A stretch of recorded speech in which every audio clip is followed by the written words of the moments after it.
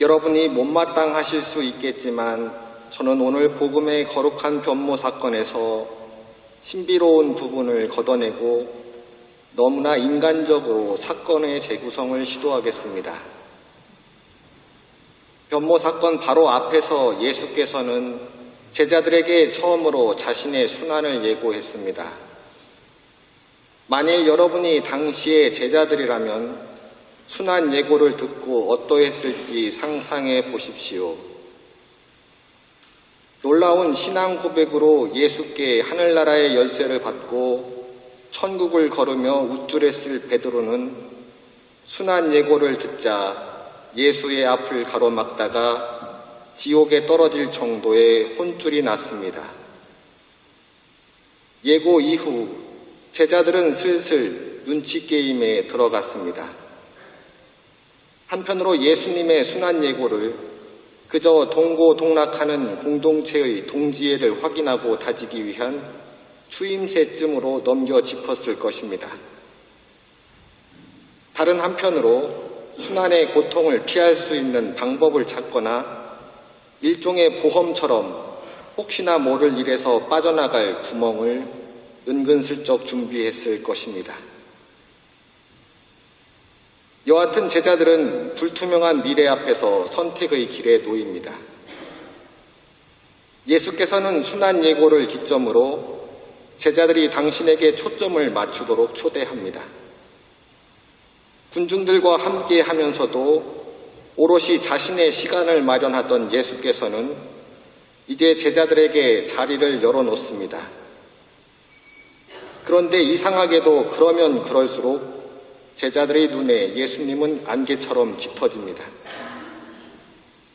오늘 복음에서 산 위의 예수님은 빛처럼 환히 드러나지만 제자들은 예수라는 미궁에 점점 빠져들고 그들 앞에서 예수는 그저 속을할 수 없는 블랙박스입니다.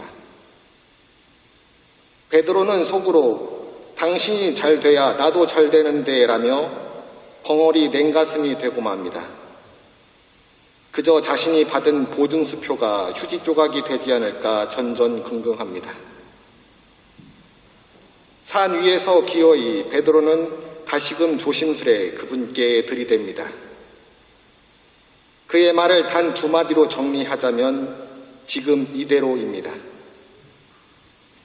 그는 예수께서 군중들의 인기를 누리는 지금 이대로 남아 계시기를, 그래서 그 덕에 자기도 호가호위할 수 있기를 바랍니다. 물론 그는 아차 싶어 꼬리를 내립니다. 뭔가 확실하게 매듭을 짓고 산을 내려와야 하는데 그들은 빈손일 뿐입니다. 예수님의 함구령이 아니더라도 다 된 밥에 재를 뿌리는 순환의 비밀, 비극을 암시하는 예고편을 누가 떠벌리고 다니겠습니까? 이런 식으로 김이 빠진 예수님 변모 사건의 닮은 꼴은 두 번에 걸쳐 점차 암울하게 나타납니다. 어쩌면 변모 사건의 현실판이라고 해도 좋겠습니다. 첫 번째는 만찬 이후 겟세마니 동산에서 벌어집니다. 순환을 앞두고 해와 같이 빛나는 얼굴이 아니라 피땀을 흘리시는 예수님의 절규가 생생하게 나오고, 반면에 제자들은 생생하게 깨어있지 않고 어처구니 없게도 단잠에 빠집니다. 그들은 잠과 술기운에 취해 아리송한 표정만 짓습니다. 두 번째는 바로 골고타 언덕에서 발생합니다. 바로 거기서 하얀 옷이 아니라 상처투성이 맨살이 드러낸 채 예수님은 십자가에 매달립니다. 거룩한 변모 때 있었다는 엘리야와 모세 대신에 죄인 두 명이 나란히 그분 옆에서 십자가에 달려 있습니다. 그리고 겁에 질린 제자들은 아예 그 자리에서 빠집니다. 그나마 요한복음에서나 주님께서 사랑하시던 제자가 곁을 지켰다고 기록할 뿐입니다. 예나 지금이나 이럴 줄 몰랐다라는 말은 피할 수 없습니다. 잊을만 하면 아차 싶은 것이 세상은 절대로 내 뜻대로만 움직이지 않습니다. 베드로를 필두로 제자들은 예수님을 중심으로 의기투합해서 신박한 일을 벌일 수 있다고 생각했지만 차마 십자가에 매달린 그분을 바라볼 엄두도 내지 못했습니다. 그리고 떠올렸을 것입니다. 이럴 줄 몰랐다. 하지만 그들은 이미 알고 있었습니다.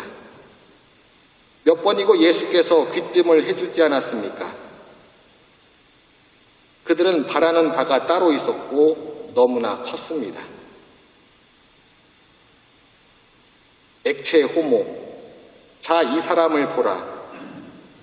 그렇다면 십자가에 매달린 사람은 누구였습니까? 제자들이 그렇게 바라마지 않았던 예수. 아니, 정확하게 말하면 그들의 욕망이 꿈꾼 예수였습니다. 그래서 상처 입고 죽어가는 자신들의 욕망을 참아 볼 수 없었습니다.